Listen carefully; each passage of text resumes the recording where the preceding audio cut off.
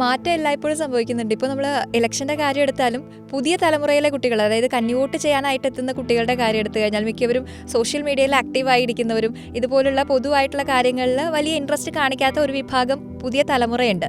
അപ്പോൾ അവരെ ഇലക്ഷനായിട്ട് തെരഞ്ഞെടുപ്പിനായിട്ട് ക്യൂ നിന്ന് വോട്ട് ചെയ്യാനൊക്കെ ആയിട്ട് വിളിച്ചു കഴിഞ്ഞാൽ അത്രയും സമയം ചിലവഴിക്കാനില്ല, അത്രയും സമയം കൂടെ വീട്ടിലിരുന്ന് റീൽസ് കാണാമെന്ന് ആഗ്രഹിക്കുന്ന ആ വിഭാഗം ആളുകളും ഉണ്ട്.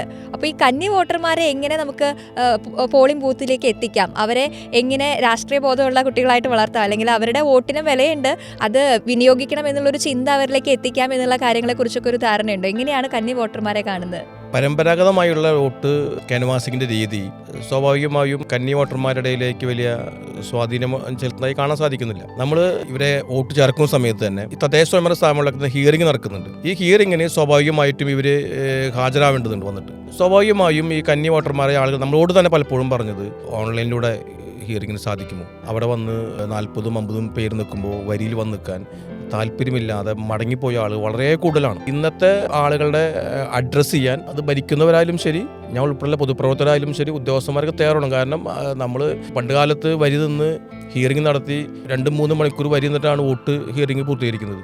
ഇന്നത്തെ ഒരു തലമുറയ്ക്ക് അതിനകത്ത് 1% താല്പര്യമില്ല. അവർ ഓൺലൈനിലൂടെ വന്ന് അത് ചെയ്തു പോകാമെങ്കിൽ അത് അത്രയും നല്ലത്. നമ്മൾ വീട്ടിൽ ചെന്ന് ചെയ്താൽ അത്രയും നല്ലത്. വന്നാൽ തന്നെ അവർക്ക് വരി നിൽക്കാൻ ആ ചിന്തയെ തന്നെ അവർക്കില്ല. അതുകൊണ്ട് എനിക്ക് തോന്നുന്നത് പരമ്പരാഗത രീതിയിലുള്ള രീതിയൊന്നും ഇവരെ സ്വാധീനിക്കുന്നില്ല. എൻ്റെ അനുഭവത്തിൽ ഞാൻ വോട്ട് ചേർത്തുന്ന പ്രക്രിയയിൽ പങ്കാളിയായിട്ട് മുഴുവൻ സമയം ഉണ്ടായിരുന്ന ഒരാളാണ്. പല പുതിയ വോട്ടർമാരും ഇന്നും 1-2 വട്ടം ചേർത്തിയിട്ടും ഹിയറിങ്ങിന് വരാത്ത ആളുകളുണ്ട്. അതായത് ആ തെരഞ്ഞെടുപ്പ് പ്രക്രിയയിൽ പങ്കെടുക്കേണ്ടത് എൻ്റെ ഉത്തരവാദിത്തമാണ് എന്നുള്ള ഒരു ബോധം അവർക്കില്ല. കാരണം അവിടെ ചെന്ന് ഈ തിരക്കും കാണുമ്പോൾ തിരിച്ചു പോവുകയാണ്, എനിക്കെൻ്റെ ആവശ്യമില്ല.